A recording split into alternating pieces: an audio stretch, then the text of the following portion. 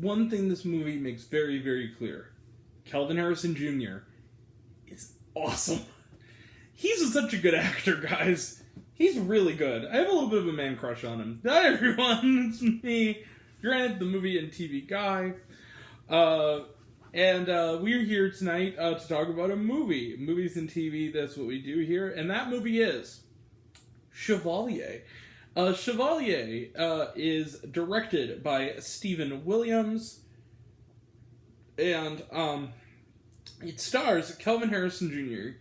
It is based on a real guy who's become, sadly, kind of a footnote in the history of the French Revolution, and that is a gentleman named Joseph Bologna, who is the son of a slave owner and a slave, who is freed and brought to France, where he soon develops a friendship with Queen Marie Antoinette, and is named the title of Chevalier de Saint-Georges.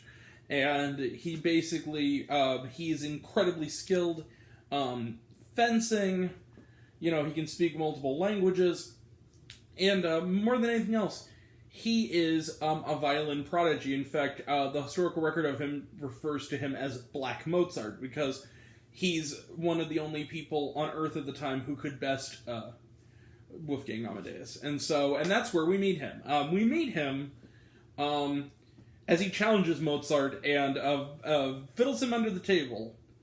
Wow, that sounded dirty. Violins him under the table, my bad. That's what she said. And then he looks over the crowd and he says, "Who the fuck was that guy?" Boom, Chevalier. Then when we flash back to his story, we meet him. He makes friends with Marie Antoinette. He gets the ire of the high society type who he rejects, played by Minnie Driver. And he wins the heart of a married woman, Marie Josephine, played by the amazing Samara Weaving. Can you blame him? She's dang. Samara Weaving's great. And thus becomes a part of history, but will that history last? Well, let's put it this way. Spoiler alert, it didn't, because a lot of people don't know the story of Joseph Bologna, but now people will, because they made a movie about it. And, let the historical period piece, soap operatics and bodice ripping begin. Chevalier is a really good movie. People aren't really seeing this one. Similar to Somewhere in Queens, they're kind of sleeping on it. It's too bad because, it has a familiar structure, which is frustrating, but the story itself is riveting. Not just as a reclamation project of sort of reclaiming this part of history that, through a lot of factors, most particularly racism, has sort of been erased from the history books. But it's also the fact that it is a really interesting portrait of just pre-French Revolution France. The love story is soap opera stuff. Of course it is. And there's about as much boinking as you could put in a PG-13 movie. But the thing is that that's what you come here for. But I think what makes the movie work is the acting, particularly Kelvin Harrison Jr. This guy, and also the opening and closing scenes of this movie alone would give this movie 5 stars.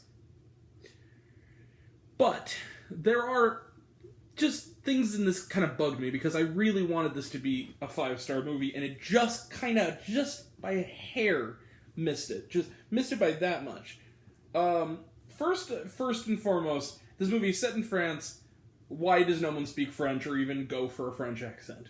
That was a bit of an oversight, and in fact, one scene in the movie in particular is glaring, and it's not a spoiler, I'll just say it.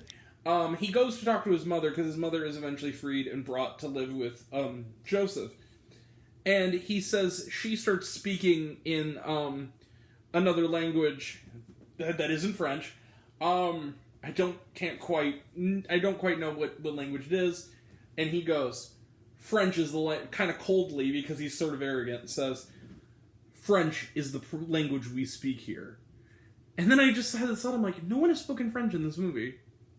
And no one is even trying for an accent. It's a bunch of Americans and Brits playing French people who only speak English with English accents. That was a bit of an oversight. That, and the other thing is, it is familiar. And it does suffer somewhat from the fact that it follows that conventional rise and fall biopic structure. That being said, though, the production design, the music, the acting, and the story itself, this is a case where the actual interest of the real-life story carries it through to a really solid recommendation, and that's what I'm going to give it. I can't go all the way, but because of the movie's strengths and how strong they actually are, I'm going to go pretty far. I'm going to give Chevalier 4.5 out of 5 stars. Let's close the book there. This was a genuinely riveting, entertaining film with some minor reservations. But the best thing about it, and one that I think should be remembered, is Kelvin Harrison Jr. He's so good in everything and in this. He needs more leading roles. All right. That being said, that is it. 4.5 out of 5 stars for Chevalier. Let's close the book on it.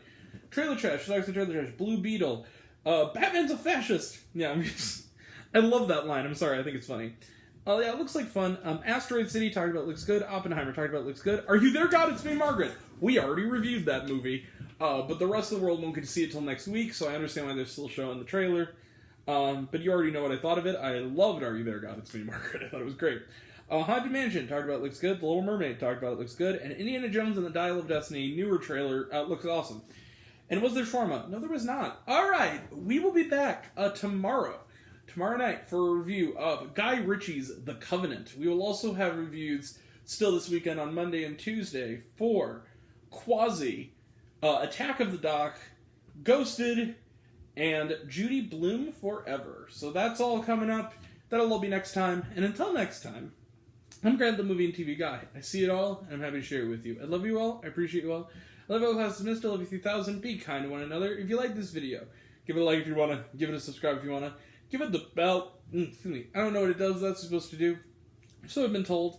Leave a comment, even if it's, hey Grant, I like waffles. It really helps out. If you want to find me elsewhere, reviews, listen to other fun stuff, you can check me out on letterboxd.com at Raised on Popcorn with Grant.